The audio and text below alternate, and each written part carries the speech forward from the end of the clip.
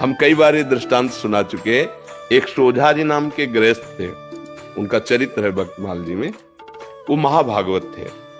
उनका ब्याह हुआ, पत्नी है, एक संतान हुई। जब संतान हुई तो उनको, पत्नी को प्रसव पीड़ा में बहुत कष्ट होता है। उसका रोना चिल्लाना ये सब सुन करके जब प्रसव हो गया, बच्चा कुछ समय का हो गया, तो उनका जीवन में दोबारा मैं गर्भ धारण करने की चेष्टा नहीं करूंगा, क्योंकि बहुत कष्ट होता है। और अब मैं ऐसे संसार से विरक्त भाव में भजन करना चाहता हूं। अब नहीं। पत्नी से प्रार्थना की कि तुम्हारा पाणी ग्रहण किया है, इसलिए तुमसे हम अनुमति मांगते हैं, या हमारे साथ चलो।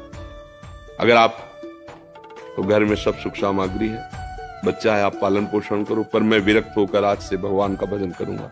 यदि आप कहते हो कि पाणी ग्रहण किया तो हमारे हाथ में हाथ मिलाओ, चलो, जैसे मैं रहूंगा वैसे रहना होगा, पर साथ में कुछ नहीं, कोई नहीं, और भजन करना होगा। तो उन्होंने कहा मैं आपके बिना तो रह ही नहीं सकती, आपके साथ चलूंगी। तो चली।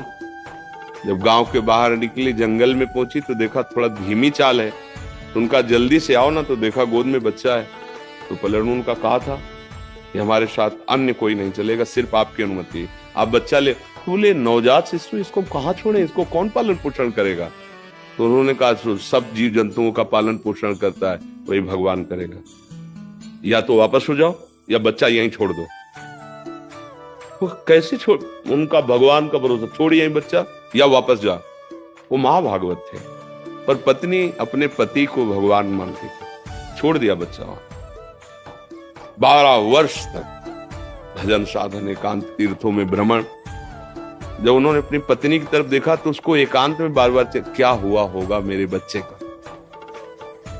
तो उनका चलो, आज तुम्हारे अंदर जो बार बार एक प्रश्न रहता है उसका उत्तर दिला देते हैं। अपने गांव में आए, बाहर बैठ गए, तो 12 वर्ष में दाढ़ी बाल ऐसे तो कोई पहचान नहीं। तो उन्होंने पूछा कि यहाँ तुम्हारे गांव में एक सोजा जी थे, सुना वो संत बन गए, तो उनके कोई संतान थी, क्या हुआ आपको पता है? तो उनका, अरे भाई उनके भाग्य क्या कहने।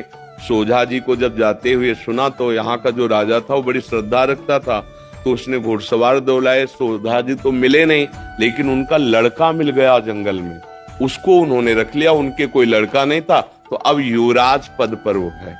बोले अच्छा अच्छा अच्छा, और वापस हो गए। पत्नी का देखा, घर में रहते तो हम गरीब किसान थे, लड़के को क्या बना पाते, लेकिन भगवान के हुए तो क्या बना, युवराज, और आगे चलकर वही राजा बनेगा। अब चिंता मत कर, चुपचाप भजन कर।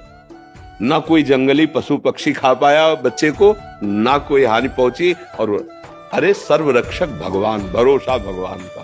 तो तुम माँ हो, तुम्हारा सोचना ऐसा ठीक ही है, पर वो मोह के कारण। भगवान विश्व के माता पिता, तुम्हें माता च पिता तुम, वो विश्व का पोषण कर रहे। देखो पशु पक्षियों का, कितने सुंदर सुंदर पक्षी, और जंगल में रहते हैं, हष्ट पुष्ट रहते हैं, कोई उनकी दवा करने वाला नहीं। रहीमन बहु भेषज करत, ब्याज न छाणत साथ, खग मृग बसत अरोग, हरि अनाथ के नाथ। उनकी कौन दवा करता है, कौन भोजन, सब हष्ट पुष्ट स्वस्थ। भगवान पूरे विश्व का भरण पोषण करते, आपकी संतान का भी भरण पोषण करेंगे। इस बात से डरो मत, भजन परायण रहो, जब तक श्वास है तब तक उनकी सेवा करते रहो। नहीं, तुम्हारी जहां तक सेवा संपूर्ण भगवान के चरणों में समर्पित कर दो। प्रभु अब आप देखना, हम तो आपके विधान के अनुसार जा रहे हैं, लेकिन ये जो सेवा है आप संभालना, भगवान संभाल लेंगे।